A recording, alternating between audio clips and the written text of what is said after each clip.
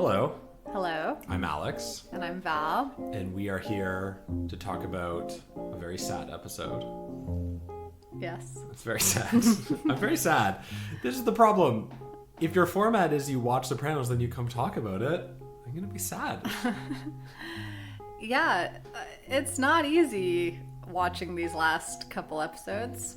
No, especially if you decide to do them in like 24 Like hours. binge them and get them done. Yeah, it's Yeah. a pretty intense weekend we're having here. Uh-huh. What does it all mean? What? Is it all a big nothing? I think it is. I'm pretty sure it is. Yeah, we'll have to see how long it takes us to recover from The Sopranos. I think that's also why we would like to get this done before Alex leaves on tour, because that would give us some recovery time. Right. Of course, when this comes out, it's already happened. I'm somewhere right now. You're somewhere. Yeah. We might be in Italy. Maybe. I think I'm in Germany right now. No. Anyway, I hope you're having fun. it's going great right now in the future. Maybe I will have recovered from my sadness, my loss for Bobby. Anyway, we have a lot to talk about. We have a lot of ground to cover. Yeah, we've been really Not just our sadness. shooting the shit about our sadness. So we're going to talk about Blue Comet, which is the penultimate episode of The Sopranos. Yes. And that's crazy. That is crazy. But also it's really interesting, like looking at these last, I would say, like, you know, we kind of talked about episode 5 as being like this midpoint of the series, right? And that we have we have the first half of the show and the second half of the season. You said episode 5? Yeah. What part? Wait, so episode 5 of what? Of what season? I'm confused. Of this season. Oh, okay. Oh, you There's said 9 of the season of the series. Okay, so of There's this 9 season, episodes. we have a midpoint. Okay, got it. There's a middle point. It's Okay. episode 5. It's Walk Like a Man. Right, understood. And then after that, we have 4 episodes. Okay. And okay. before that, there's also 4 episodes. So Right. it's I heard you say series, midpoint of the series, so I got confused. Oh. Yeah. No, this is not the midpoint of the series. Okay, cool. Just checking. Anyway, these last 4 episodes are insane. Right, they are. I want to talk about, just to start off, before we can even get into the weeds, something that I find interesting upon watching this is that, I mean, we've really developed a process of watching The Sopranos and writing notes and kind of coming up with these, or I mean, in real time, we're kind of like coming up with themes to talk about and kind of like noticing commonalities on our own, and then we come and talk about it. Yeah. In some ways, those kind of detailed thematic elements aren't there as much for me at this part of The Sopranos. For me, it's kind of much broader. It makes me think about things in terms of the context of the whole series, where we started, where we ended. There is these kind of like beautiful connections. Like tiebacks to different episodes, but there's also so much narrative development that's happening at this point. And there's so much that's happening in this episode that is just pushing the story forward, which frankly is a little bit odd in this show. I don't know. I find it like we do have episodes that are like slower in action than this, maybe more often than not in The Sopranos. But I think it's quite literary. Like, I feel like we are really like, you know, when you like learned about the you drew those plot diagrams in school of stories. I don't know if I got that. Do you remember lesson. that? Like, you have like the rising action, you have the climax. Oh, right. Rising action. You have the falling action, then maybe a twist. I used to like to draw them with the twist at the end. But was M. Night Shyamalan your teacher? Yes, I deeply analyzed M. Night Shyamalan movies in my elementary school years. Cool. But Nice. I feel like we are at this climactic point where the things that are happening to characters, yes, like there is like action happening, but the things that happen, I feel like, are all kind of like in service to the larger messages of the show. Absolutely. And so I don't mind that, right. Really. Like, I think that it's like quite powerful, right? Like, these people, like, even for example, like suddenly Bobby being this number 3 guy, in the mob. There's been some time coming for that. I don't know. Like, let me say my thought, and then you can say yours. But like that for me kind of comes out of left field, and I think it like for me it's kind of in service of this like hammering home this idea of family, and in the end your family also lets you down and you die alone in your own arms kind of thing. That's nice. No, I do, like, because it's not like you wouldn't imagine, at least, and like again, like there's multiple ways you can look at it, but like no one was ever coming for Bobby until this point, right? You know, like even they say it in the show, like he used to be Junior's driver, right? Like there's no, you know, we saw the whole conflict like in Sopranos home movies with, like, you know, Janice really pushing for Bobby to have more, like, to be given more power or responsibility within the family, right? Like just based on the fact that he's blood, right? Or like a relation, right? We've always seen Bobby as this kind of like different kind of character who does care about his family and like cares about Junior, for example, which is brought back here. Right.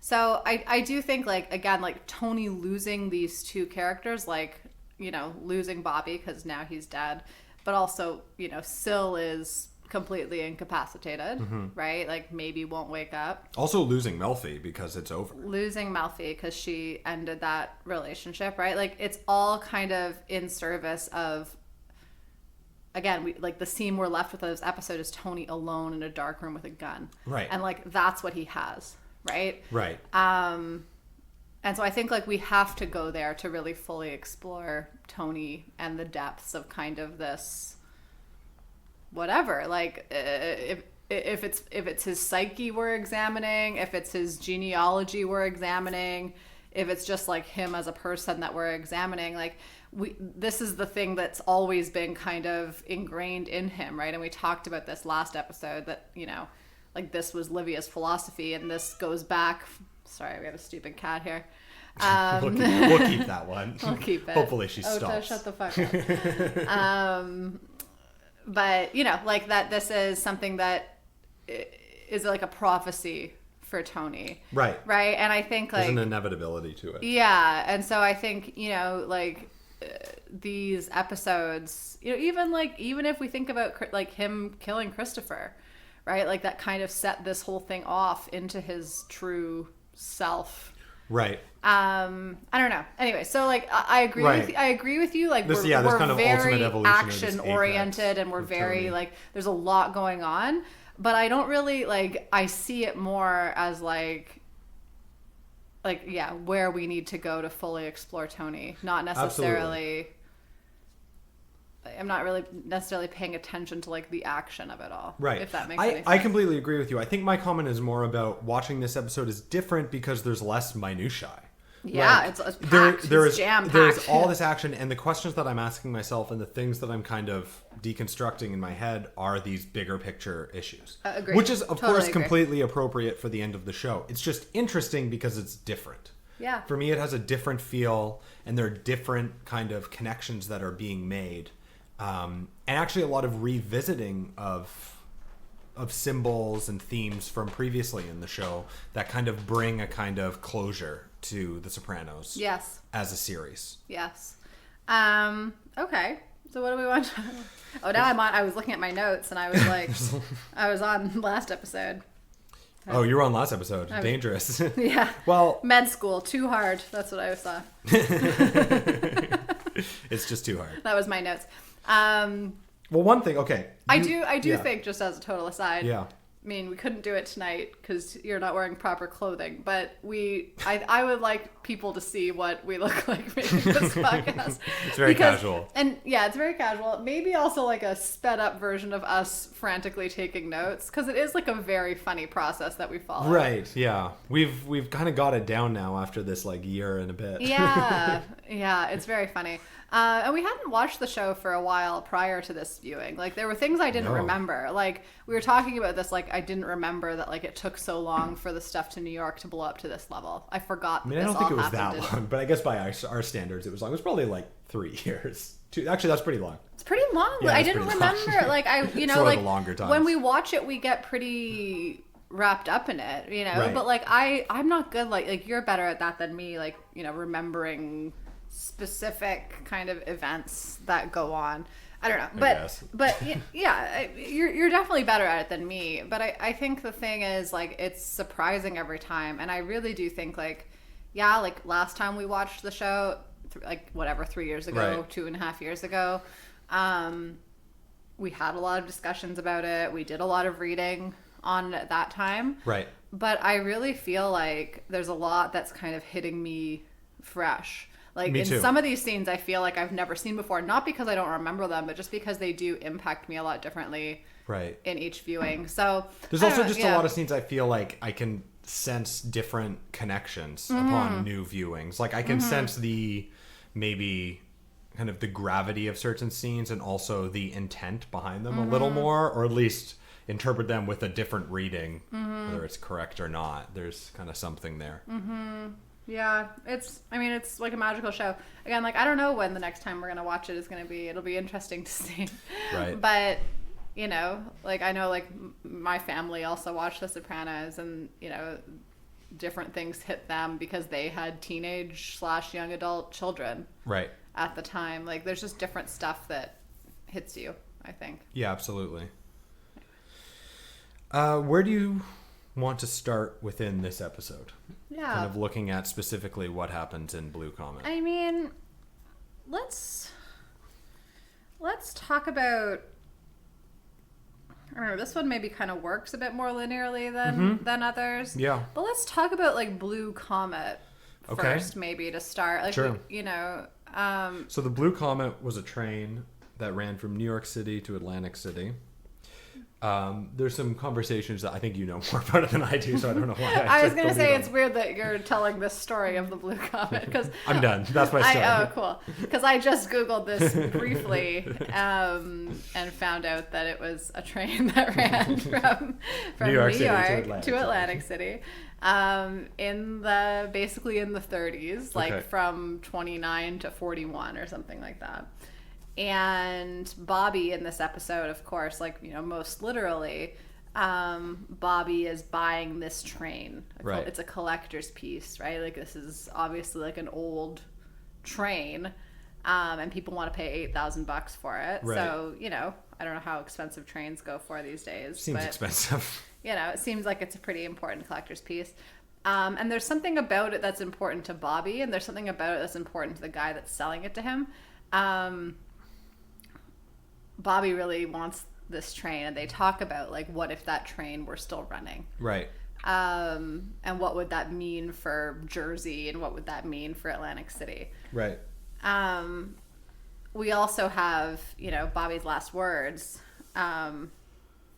Basically, well, yeah, his last words. He don't care because to this salesperson, I like to think of him as a conductor, but he's not. That's not his job. That's a specific role that people do in the world, and this guy's not a conductor. He just has a train hobby shop, and he sells used toy trains and new ones. Right. But he says your son will love it. Like, it looks fast. Right. And Bobby says he don't care, and those are his last words. Right. So there is kind of a disconnect between Bobby and his family. There is a lot of focus on people dying in their own arms. This idea of the families around the Sopranos, and also the people around the Soprano kind of orbit. Mm-hmm. What do they have at the ends of their lives? What are their families? Ultimately, what have they achieved? They are interesting questions, and this disconnect is interesting too. There's something very pivotal about the Blue Comet kind of representing this different time in America as well, that everybody is kind of yearning for. They're been such a central theme. They're not on this train car having a Negroni, which is a great drink.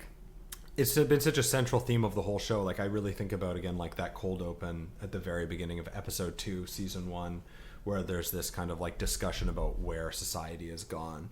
That kind of sets up this major question of the show and this major kind of premise of all these characters coming in at the end. The one time, at the very beginning, season 1. Oh. Yeah, remember we talked about it. Yeah, I'm sure we did. It's a long time ago. It's like over a year ago. But sorry. There is getting me off track. Sorry. So with Blue Comet, there is this conversation about how Atlantic City could have been a different place if this train was still running. So this kind of fantasy and this reminiscence of this train and what it stood for. There's a talk from the conductor saying could have been a different type. Sorry, damn it. Not the conductor, train store owner. Train store owner, conductor man says there could have been a different kind of person there. And Bobby says, like, I don't know. I like that. They're conversing about this thing. I don't know about that, but it's nice to think so. It's nice to think so, yeah. Right. It could have been a better class of person. And so there is this kind of holding on to the past, holding on to this fantasy of a simpler time, of a time when the mafia was stronger, maybe had a stronger place in American society, when ethics were maybe a little bit more black and white, when family roles were a little bit more black and white, where everything morals, was... like moral codes and...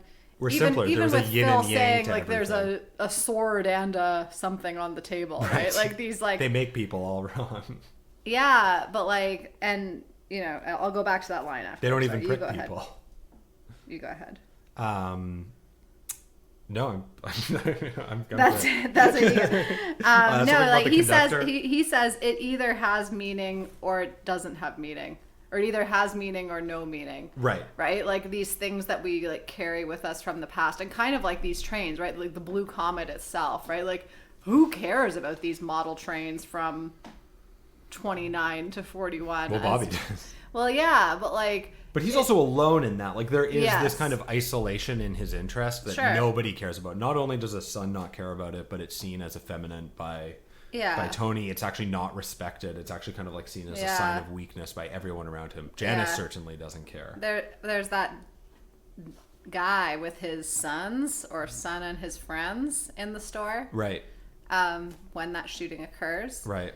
And that's an interesting one. Wrong place, wrong time. Yeah, really bad. I mean, it also like just shows the collateral, right? Like, which happens at other times in this episode, even specifically. Yeah, like I wrote it down somewhere. My notes are just organized. Well, after Syl is shot, I mean, we have this motorcyclist who gets hit and actually killed. Yes. I did write right. This I mean, of course, we have the Ukrainian man and we have the Ukrainian man's daughter. Yes. There's so many examples of the behavior and the actions of Tony Soprano and the people around him and how it's actually impacting completely innocent people. It's kind of a continuation of the asbestos theme. It's kind of like looking at how what they're doing is directly kind of boiling over and hurting other people. Yeah.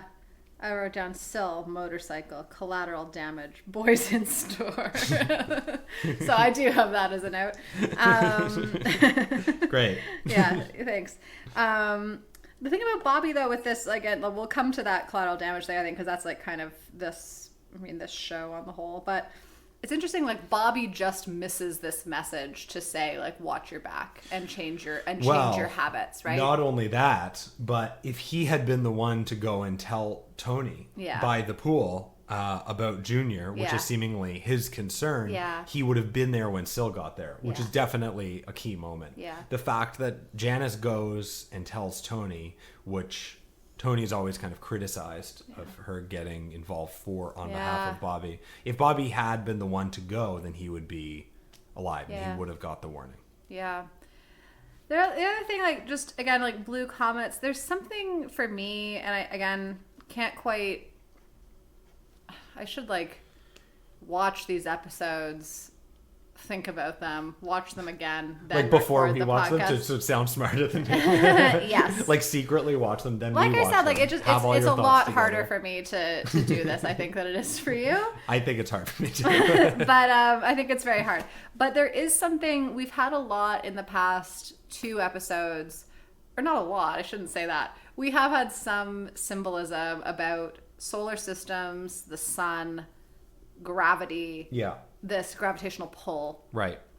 And there's something about the idea of a blue comet, and that's actually like why I Googled it, but like as you were setting up the microphones or whatever, because I was like, is that something? Like, is it like, I don't know, it reminds me of like something like once in a blue moon or something that would be like like comets, even just like comets maybe themselves, like seeing a comet with this like, I don't know, this like kind of beauty in the sky, but like comets are also very destructive.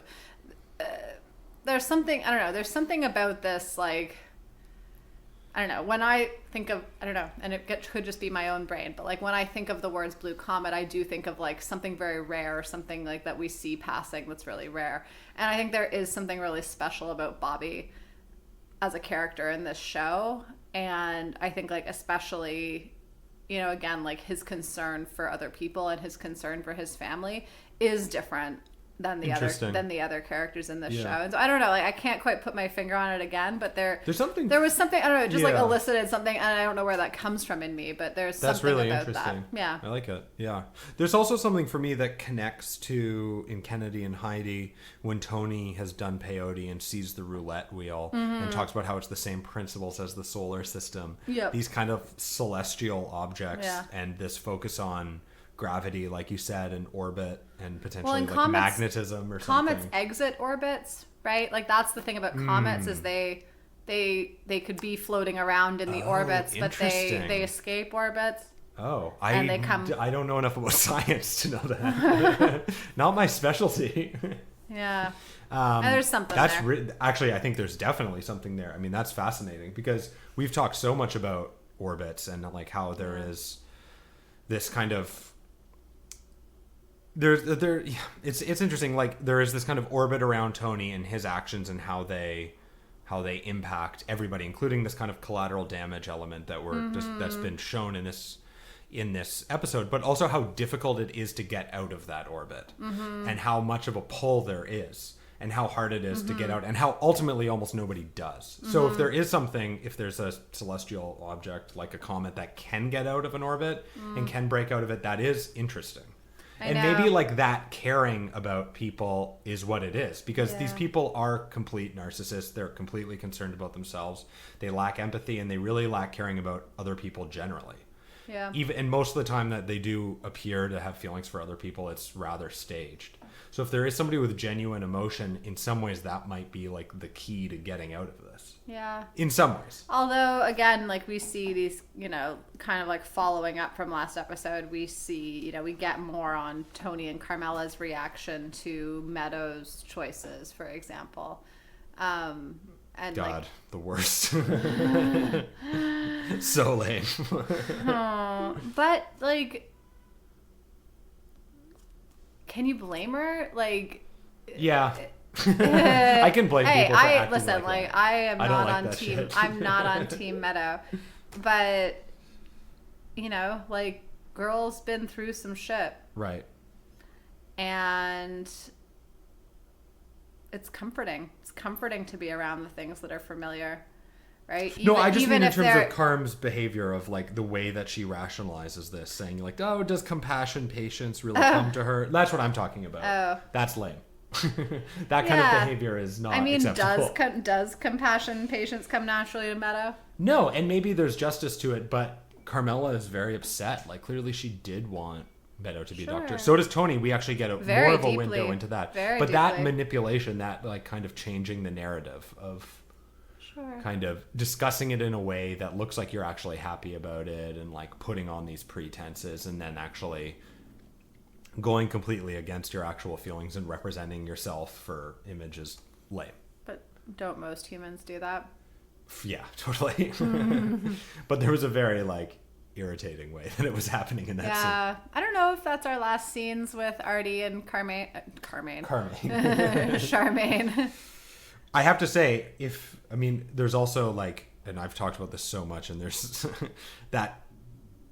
there's many times where I'm talking about color schemes, but there is like one of my favorite episodes where it really shows itself is Tony and Artie's final conversation in the garden, where they're talking in the episode where the soccer coach, there's this discussion about doing something about against the soccer coach, and Artie convinces Tony not to, and there's this very clear black and white color scheme. I think I talked about it in the last episode. Yes. But Artie's last scene, he's wearing, again, like obviously he's a chef, so he's wearing all white, but there is this kind of yin and yang to Artie. He's wearing, they really like go over the top with it. He's wearing like a white like neckerchief. neck, like handkerchief, like around his neck. Like there's nothing but neckerchief. Not a thing. But compared to Tony when he walks into his house at the end, again wearing like completely all black, wearing all black by the end of the episode, holding the gun, there is this black and white. There is this juxtaposition between Artie and Tony, and in some ways, like Artie has broken out of the orbit as well. And I think that it's been difficult for him at times, and we've seen him sucked in, and we've seen the magnetism of Tony Soprano, but ultimately he's in a different place. And when The Sopranos ends, I think that Artie is a civilian. And ultimately, like, there is this dignity to that in this show of breaking out of the easy lifestyle. I mean, it's not easy, but like the lifestyle of the mob that kind of gives you your own immediate gratification at the expense of others. And I think that getting out of that and living just kind of like a true and honest life as a civilian outside of it does kind of have this dignity. And I think that Charmaine and Artie kind of exemplify that. Yeah. Well, it's interesting, like, you know, for someone also, like, the thing that kind of struck me is for two people who are supposed to be your best friends, right? Like, these are people that Tony and Carmela have known since high school. Right. And like their friendship seems terrible. Right? Like, so surface level and so fake. And you know, again, like, it's kind of that like uselessness of trying to seek anything else outside of your orbit, right? Like, it's just not possible. Like, even Tony escaping his orbit to go to therapy, what, you know, again, we can talk about our further understandings of that from this episode, but like, it's not, it's like futile, right? Like, you can't be honest, you can't tell the truth. But some people do break out. Well, debatably, but in some ways, I think breaks out. Maybe not break out, but are able to resist falling in to some degree. I think Artie is an example. I agree. I just, but maybe they were never fully in the orbit because Charmaine always kind of put her foot down. Yeah. And stopped. She's a strong character. Yeah, absolutely. She doesn't put up with the bullshit that other people put up with. Right. I don't know. Anyways. Yeah. I think that is Artie and Charmaine's last scene. Just as an Probably. Yeah, I think it most definitely is. Yeah. I can't. Yeah. R.I.P. Yeah, I mean, we have a lot of characters' last scenes here. Maybe. No spoilers. No spoilers. I kind of wish like we hadn't done the no spoiler thing. I don't know. Maybe next time we'll do it with next time we do our whole Sopranos episode by episode analysis. Again, we'll do it with spoilers. Episode 1. But we'll have what happens in the end. We'll have to do it like starting again. Like, after we finish it the next day, so we remember all the shit. Right. But exactly. Yeah. Stick around next week. Yeah. But yeah, so like, for example, like I said, like Artie and Charmaine, like, I don't think that's a spoiler to say that that's the last episode. It's also Melfi's last episode. That maybe we can talk about Melfi when we see her. I mean, there's such like a kind of like ultimate finality to those scenes with Melfi. It does seem like it's over. You want to talk about those? Let's talk about it. Okay. First of all, we have, you know, what? I was just going to say, let's just start with Elliot Kupferberg being a dick. Yeah, he is not fun to be with at dinner parties. No. Yeah. What an asshole. Yeah. That's also so professionally inappropriate. Yeah. You can't do that. Yeah. No, he's crazy. Yeah, that is crazy. Especially... But Melfi's also being really crazy because, like, clearly she is grappling with what it's meant for her to, and we find out, have been treating Tony for 7 years. Tony. Right. I don't know why I said it like Tony. that. Tony. For 7 years. Well, and there is that, like, that last statement at the dinner party of her saying, like, it is fascinating work. Yeah. Like, which is interesting, too. Which, like, we're watching it. We're fascinated by it, too. Right. Just to think about, like, that curiosity. Yeah. Aspect. But then ultimately leading to her kind of working over these statements, like, criminal sentimentality reveals itself in compassion for babies and pets. The criminal uses insight to justify heinous acts. Therapy has potential for non-criminals. It becomes one more criminal operation. Do you have another one? No, I have compassion for babies and pets. Right. One more criminal operation. Right. Yeah, yours is probably correct. I always get these like a little bit wrong when I write down quotes. Well, no, I just took the short form. He wrote the whole thing. So. Oh, okay. Yeah. But that, I mean, first of all, that is fascinating to think about that. Those statements does bring some different clarity to different parts of Tony. the show and to Tony. Yeah. I mean, I think about the whole Pyomai storylines and it definitely, I always think about that quote when that's happening, but I also have the benefit of hindsight and having seen this show before. Well, and the ducks. And,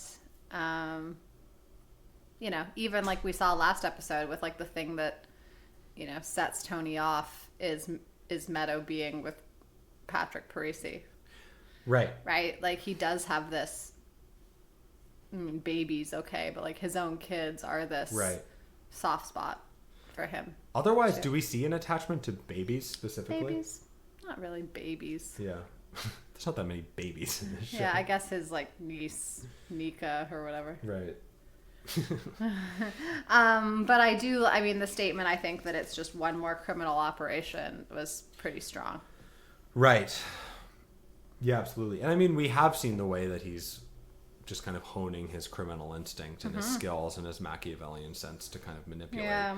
And we can see Melfi just kind of over it. Like she can see the kind of through crocodile tears and how Tony is manipulating her through his statements in that moment. And she just kind of declares that it's over. That it's over. And just kind of decides. I don't know if it's exactly where we start, but we start off, you know, early on in that scene, his last session with Melfi, with him talking about Meadow not becoming a doctor. Right.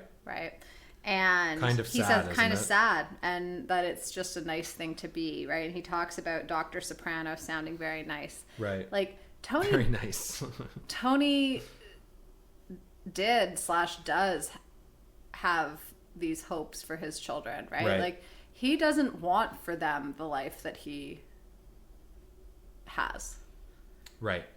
He's, you know, and again, we saw that with him grappling between with Christopher and AJ, both being these like son type figures, right? And yet there is this hypocrisy and this irony that he can't see himself. Like when Melfi asks him, "Are you a shining example of wingtips and loafers lodged up your bowel?" I think that's what she says.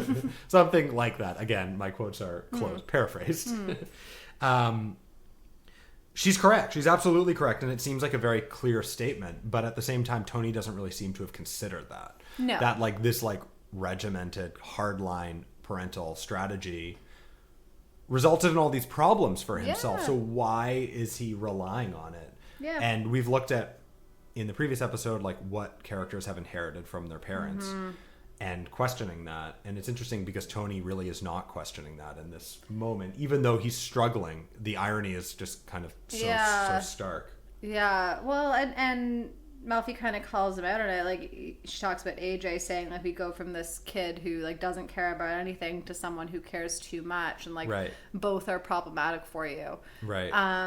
She doesn't say that. And then Meadow, like other women in his life, like, somehow always manages to disappoint. Right. And, you know, is that a fair, whatever, assessment of it? I don't know. But it's interesting. But it's probably not the assessment I would make at the end of our relationship with Tony Soprano necessarily. I would maybe have different takeaways. But Melfi is her own character with her own agenda and her own expertise. And obviously a lot of, like, time spent with Tony Soprano that we don't see. So... yeah, it's valuable to hear that perspective. It's, you know, it's interesting though, because like, again, like we see her reading this scene with Tony through the lens of this research article that's been published. I don't know if it's a real research article, by the way. I'd be really curious to know that, because it is, I mean, coming from academia, like it's really like, I think it's like kind of a funny joke when people are all like, oh, have you read this article? Like, and like, that doesn't happen. Oh, it does happen. Oh, it does. That's happen. The thing. Like, it's like very annoying at a dinner party. Oh, right. But it's funny how like it keeps coming up, or maybe Kupferberg was like, you should bring this up to that other woman who was there, right? Right. So again, like we see Melfi interpreting Tony's behavior through that lens, and she's definitely interpreting his behavior through that lens. But Tony says to her, like, think about the people like me you've helped. with all the human suffering in this world, you've done something important. There's something too there, like the platitudes that he's giving to her seem relevant. Like I feel like they actually, maybe the writers, David Chase, Matthew Weiner, are almost kind of like handing it to us that he is manipulating Melfi. Like it kind of goes a little overboard. I think I could definitely see that read, and I think that's like we are seeing things through Melfi's eyes. But man, like sometimes I just want to believe Tony. And sometimes I do see. I don't really believe him anymore. But sometimes I do see these things. I think for everything that is shitty about Tony Soprano, he's not like, he has redeeming qualities. Absolutely. And he does. Well, I don't know. I don't know. Okay? I can't. Here's the thing, and I think it's interesting because it ties into the themes of the show. There's this kind of desire to read Tony as this essentially evil, bad character, or there's or good, or I mean, or black, not, black or white, but there is this kind of desire to see, like, at the end of the show, you can kind of put him in a box as like, at the end, like, there is an answer, like, who is Tony Soprano? Well, he's a bad guy, but this show will never hand that to us because they're always going to complicate those black and white assertions. Even though that's the plane that all these characters exist on, the writers don't. And so they complicate it by giving us good personality characteristics of Tony Soprano and of all characters. Every character in this show at some point displays good and bad behavior. Totally. Redeeming and kind of destructive. I mean, there are things that it's not black and white. There will never be black and white, and there will always be ambiguity in this show, and that's the point. There will never be these kind of clear-cut answers, and we will never be handed anything. So deconstructing to come up with answers is always a little impossible because there really is no answer, and ambiguity is always going to be a central part of this show. Yeah, absolutely. I want to talk about, well, I don't know. One of the things that I pay attention to in this, at least upon this, well, I don't think I paid attention to it at all upon previous viewings of the show, is the seasons. Right. And we are in deep winter. So we've actually missed Christmas, weirdly. Right. So it's now January 9th. We see it on AJ's. So white and black both mean death. We see it on AJ's computer when he's in his room with Rhiannon, which I love. I love how this show does this deep drama so well, and then also these moments of humor. Right. When he's AJ's we could have been doing anything. Right. Tony was but you were doing nothing. He was just it's funny for AJ. But we have Tony emptying the pool, which again, January 9th is not really the time to empty the pool, right? That's not, that's not really a time. Who knows? Seems late. How long was AJ in this $2,000 a day center for? Unclear, but we've missed big events. We've missed Christmas, which would have happened somewhere in there, for example. Right. Which we've seen in past seasons. We also, Tony's shutting stuff down, right? This is even before he knows, that Bobby's dead and stuff. You know what I mean? This is before Bobby dies. This is before things go bad. And Tony's, closing down his life. He's, he's... And again, there is this, it's from last episode, too, with AJ trying to kill himself in that pool, for example. But, why do we find him there?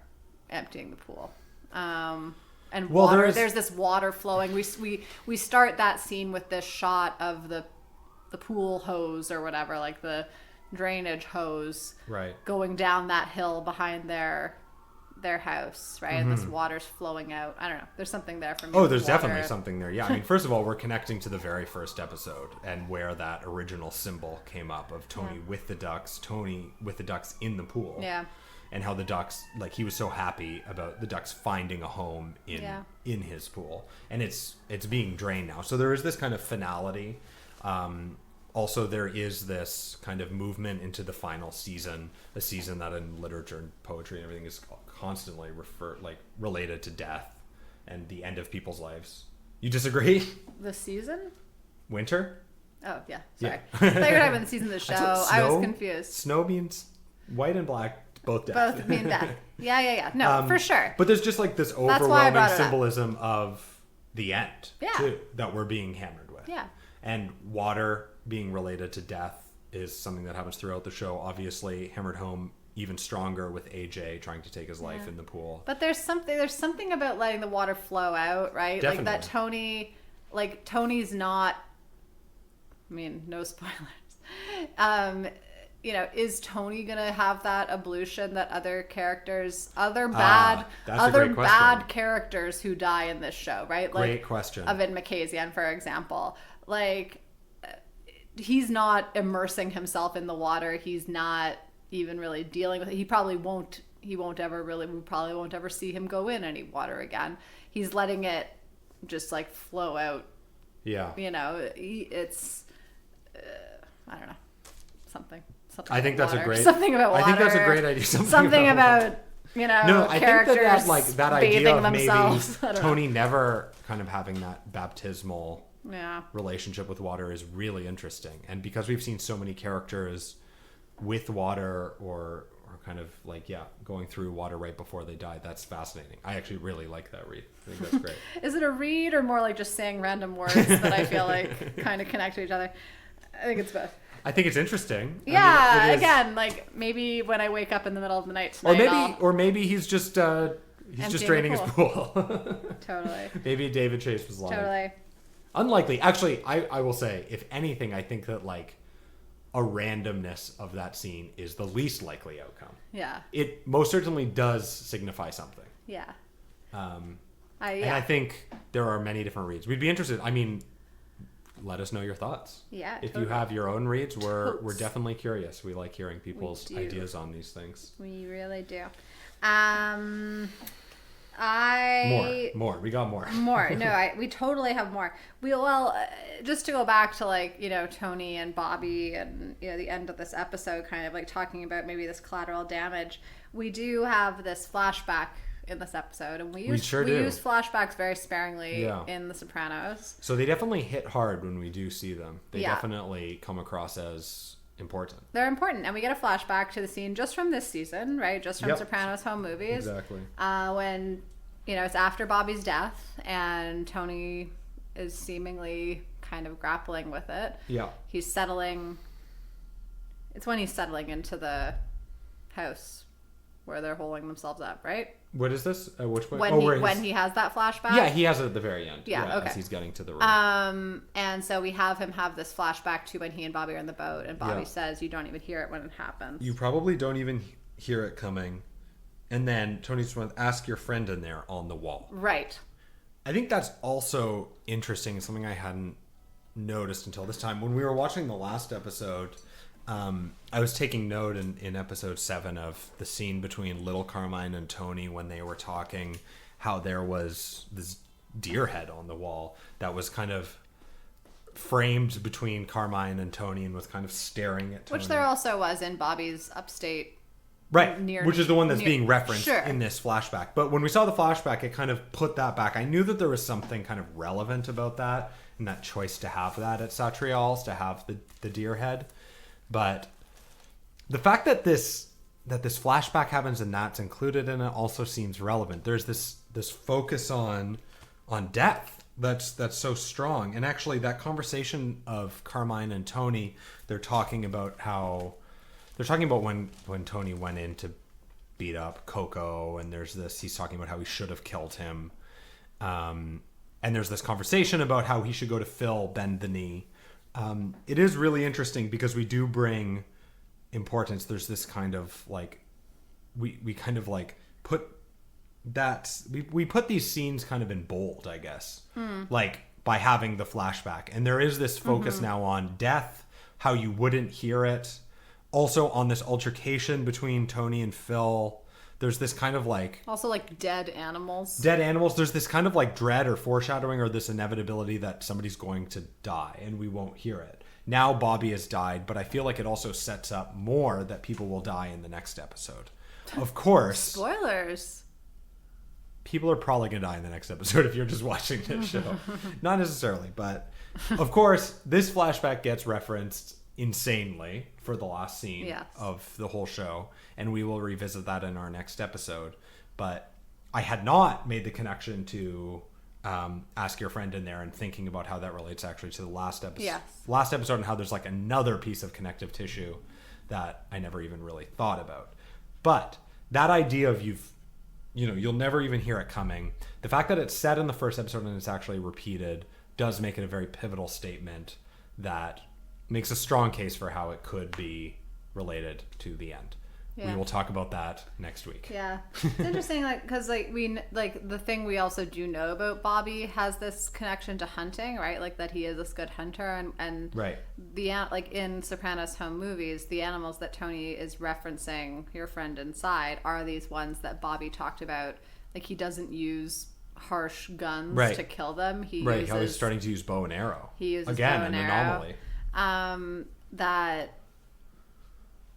Yeah, like, I don't know, there's something, again, well, there's also something too, going back to this theory Bobby. of a blue comet, like this kind of like rare entity. I like how we've like made that up. No, it's all right. I really did Google it, and because I thought, like, I really did think like, oh, it's maybe like, a blue moon or something. Right. But whatever.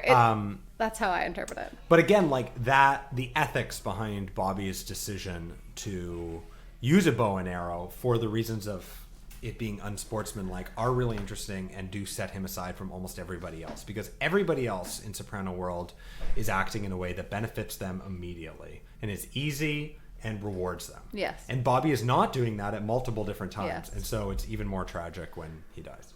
For me, it's very sad. Yeah. You're right. Yeah, I am right. It is sad. It is sad, but again, like, that's kind of like, again, like, what did these characters see as the outcomes for them? Like, do they know anybody who like got old and died? Like maybe Junior, I guess, but he's like now going into a state home. Like even Phil talks about it. Like Tony's never done time in jail, right? Like he doesn't know what he's talking about, basically. Like what are the outcomes for these characters? Right. Anyways. Well, that's the question at the end of the show. Yeah. And that's what we find out in the next episode. What did you think? Like, what did you think was going to happen? Right. You hope for better for characters who you see these, like, glimmers of goodness or whatever in. But, like, that's, like, it's a criminal operation, right? Like, again, like it said for Melfi, like, just another one of his criminal operations. Even, like, having a family, right? Like, what's the usefulness to Tony of having a family? Why wouldn't he be like Polly and never really have a family? It's just another part of the operation. Interesting. I mean, very cynical read, but there is this kind of fantasy, though, that we can see, of Carmela and others, kind of like seeing a better future or a different future. But maybe that was kind of like in the old days of the mob. I don't know. Right. Like again, it's kind of like looking back, like on the Blue Comet and having drinks in train cars going to Atlantic City. Maybe it's always been the same, though. Maybe this cycle has always been perpetuating itself, and it's been a constant. Yeah. Because there's that line where Carmela talks about, like, is it really the same for us still at this age? Yes. And the answer is, like, of course it is. Because nothing's changed. Like, there's no behavior that's different that would lead to a different outcome. And as long as everybody is engaging in this criminal operation and this kind of criminal behavior on every level of your life, there is no inevitable ending that's different. Yeah. Like there's no ending that's different. It is inevitable to end up this way. way. Understand what you're saying. Thanks. I'm glad you do. I got it. Just wanted to clarify. We have... the whole thing, interestingly, like the thing I maybe like, again, like you can watch the show 6 times or whatever. Right. For me, and still never pick up on some of these things. Like I didn't quite realize the whole thing that sets off this is these New York guys coming to Syl thinking that he might flip and work with New York. Right. Bert Gervaisi. Bert.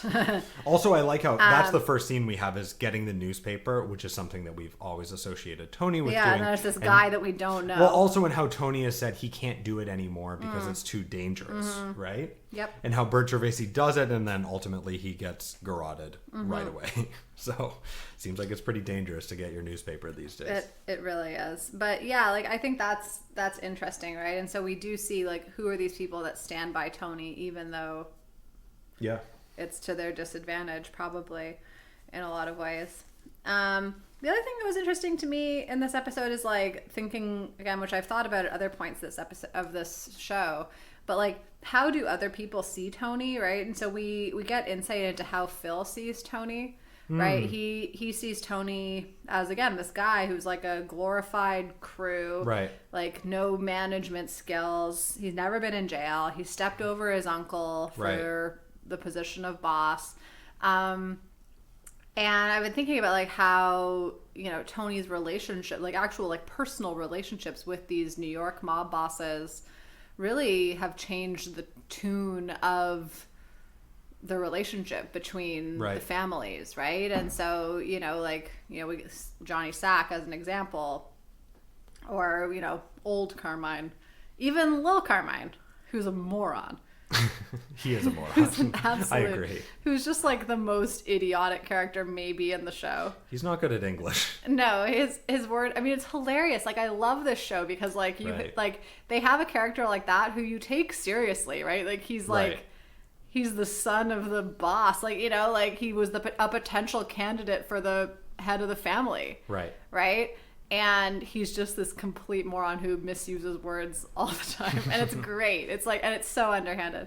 But yeah, like how people see Tony. And then like, and also this thing, like I mentioned before, like talking about how the New Jersey family like doesn't follow these same moral codes, right? Like according to Phil, like they they didn't want to kill Vito for being gay, or they don't have a sword and something. Whatever. They don't prick their fingers. Right. Which I thought they did. Didn't Chris like do some I thought blood? he did do that, yeah. So do maybe some he's blood wrong. stuff. Yeah. But like either it has meaning or it has no meaning. Right. Right.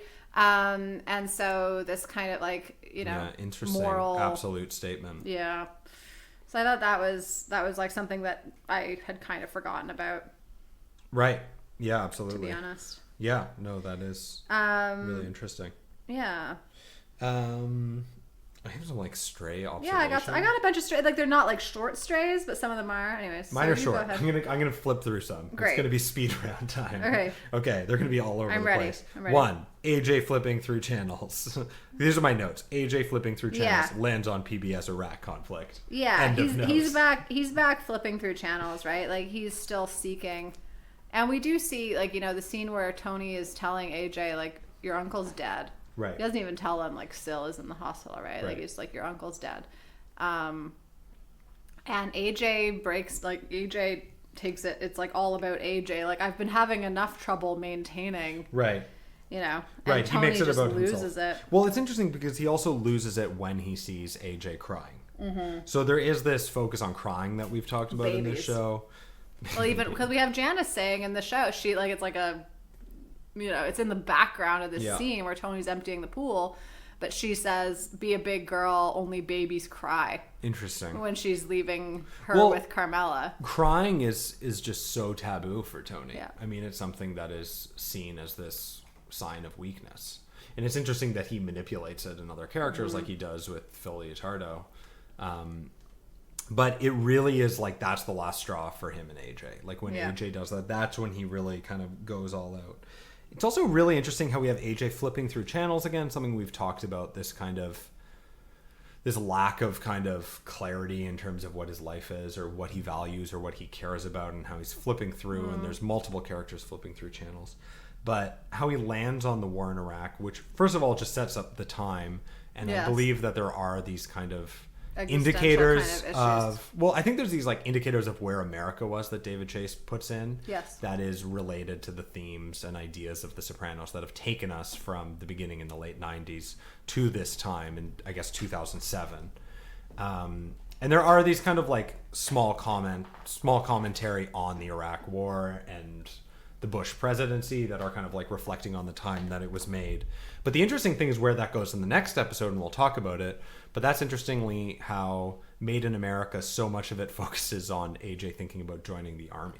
Yeah. Right? So that is something that's kind of Spoilers set up. again. Just spoiling. Big time spoilers. For me, like, it was making me think back to whatever it was, yesterday when we recorded our last episode. Yeah, but I don't know. but making me think about how I said, like, that AJ is interested in kind of like social justice-y issues. Right. I'm like rethinking that a little bit. I think he's just drawn to destruction. Ooh, interesting. I think he's actually Nice. like kind of just like drawn to that, like seeing the pain of other people. Wow, kind of like bleak. makes him feel better. Yeah, like I don't know, like because that's his, like we used to see him like watching cartoons, right? Like kind of this like escape. Right. And now he like there was a channel with animals, like there was like a giraffe or some shit as we flipped through. And then he like lands on this, you know, like people getting blown up by mines. And also there's this like equivalence to Tony watching the History Channel throughout the totally show. Like well, he's exactly. found Like his Tony's equivalent to Tony's drawn to that kind of stuff too, Right. you know. Anyways, that was a good little stray observation there. AJ flipping through channels. Right. Let's take turns. Okay. I'll do mine next. Tony orders a sandwich with gabagool, provolone, and pickled peppers. that. Sounds amazing. Sounds really good, and I'd like to eat that. I would love to go there and eat that. Okay, speed your round? turn? Yeah, Speed yeah, round. that's what we're doing. Okay. Tony looking at cigarette ashtray in Flophouse. Okay, that's my note. right. One of the last scenes, actually, there's something there. When Tony walks in, there's I thought actually... this was a speed round. Okay, So let's just quickly. leave it at that, yeah. James Gandolfini acts it and was probably directed to actually, like, in the scene, stare at the cigarette ashtray, which... I didn't even notice that. Cigarettes often are this symbol of being out of control compared to cigars in this show. And it is this moment where he is completely out of control. I just love the objects and symbols that they use to reflect that at different times. Also, like, the camera work that's chosen to reflect feelings of being out of control during these late stages of the show. Yep. Next. When they go to the flop house, they pack a ton of tomatoes from the cabinets of Satriel's or of the Bing. Well, you got to do that. Yeah. Okay. This was like speed run. This was like an appropriate like Italian Sopranos themed night for us because we canned tomatoes this year for the first time and made the gravy tonight with these canned tomatoes. So it was a very like appropriate Italian. Also, just can night. I double my speed round? Yes, go for it.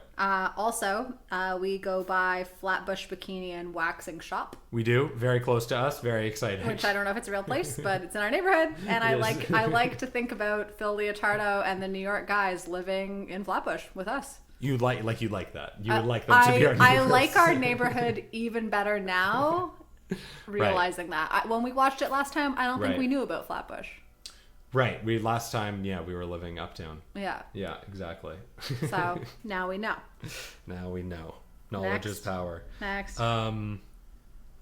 Just at the end of Melfi, this idea of did you think about ripping out that page and what do you know about your condition? There is this, just this kind of attack that she goes on, this kind of breaking of Melfi where she actually can't hold it in anymore and she kind of goes on the offensive against Tony to some degree. Well, we talked about last episode of like, is Tony really depressed?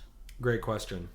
And it's still a great question, right? Like again, like what do you know about your condition, right? Like it is like, is this just some kind of manipulation? Right. Ultimately, it probably is. But there is, and then it's such a small thing, but him ripping that page out of the magazine, it does represent how he only thinks about himself, how he doesn't think about the impact on other people. And when you pair that with these images of collateral damage in this episode, like the motorcyclist, or other examples, like we do really see how boys in store. That's my other note. We do see how that kind of behavior and that kind of narcissism really does have an impact on the world. And that's a statement that the show makes. Speed round. My last thing is just Agent Harris. I don't think it's his last scene. Okay. But I think it's because I did watch, again, R.I.P., the YouTube channel that put together Sopranos characters' arcs into full sequences. It was amazing. And rest in power. Yeah. Definitely. Also, fuck YouTube. I'm sure that Sopranos would be happy to have that up there. It's very interesting for people who like The Sopranos. But anyways, we have this scene with Agent Harris where we see him like really like kind of getting on Tony's case in some ways, right? Like Tony's asking how it's doing. He's like, it's great if you don't like seeing your kids or something, you know, right. or being home or something like that. And then, you know, Tony's kind of like being friendly with him, like asking about these, you know, like curious about these Muslim guys that he ratted on. Yeah. The guys from the Bang, I forget their names. And Harris kind of like lays it down. He's like, why would I be telling you that? Right. Like, he's like, you're not like, again, like when you guys helped in World War II. Clearance. Yeah. Like, why would I be telling you that? And so I think like it hurts Tony's feelings in some ways, you know? And so he says, fuck you. And he gets his sandwich. Right. And Agent Harris makes this decision to like chase him down. Right. Like he kind of like, you can see him like thinking about it for a second. And then he's like, and he gets up and he like chases Tony out of the store and tells him this thing like, remember that thing we talked about? Right. It might be on again. Right. You know? And he doesn't have to do that. He didn't have to do it the first time. I love Agent Harris' character. Yeah. His was a great YouTube story arc. Right. I think we may get one or two, maybe one more scene with Agent Harris. But I'm excited. Yeah, like, you know, again, like thinking about, you know, who are people who do good in the world, right? Like we have this commentary, this episode about Melfi helping people and doing something important. With all the human suffering in this world, you've done something important. There's something bleak though about this show where I even question that. I'm not even sure. Like, no, definitely. Let me get there, right? Like, so like the way that characters view what makes a difference in the world. Right. I think is really skewed because I do think that these characters, even the really baddies, like, you know, does Syl think that he's doing something important in this world by killing Bert? Right. You know, is it psychiatrists and doctors who are the ones who have done something important in this world? I don't know anymore. I don't know either. I've been questioning a lot. So I told Alex this today. Yeah. I've been like, what do I get from my parents? Like, right. and it's been really a dark day. What have I contributed to the world as a jazz musician? Is it all a big nothing? We also find out that Meadow is going to become a criminal lawyer, which is interesting because at not one point, a constitutional lawyer. as Carmela says, which is fascinating too because it shows the maybe acceptance of like the irony or well, they recognize that would be like eye rolling, right? You know, totally. So that is glossed over, but I think we're going to be talking about that a lot in the next episode. So let's just leave it there. I don't know. I will be.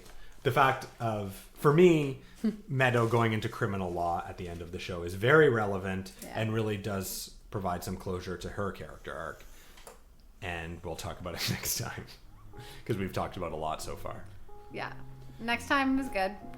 So we've made it this far. We just want you to know that next week there will be the final episode. It's going to happen because we're doing this. We're going for it. I'll be. Yeah, we could even put. I mean, we're gonna be done. We can do twice a week, or we could let them wait. We'll let you wait. Okay. Thanks for waiting. Thanks for listening. Yeah, email us and let us know your thoughts. See you next time. Fun. Yeah. Fun episodes. Great. Fun. Great. Great fun. Great fun. Rate and review if you like the show. It helps people hear the show, and we appreciate it. Makes us happy. We need happiness. We're very sad after watching The Sopranos. Yeah, if you leave us a review on iTunes, it'll bring meaning to our life. Thank you. Bye. Bye.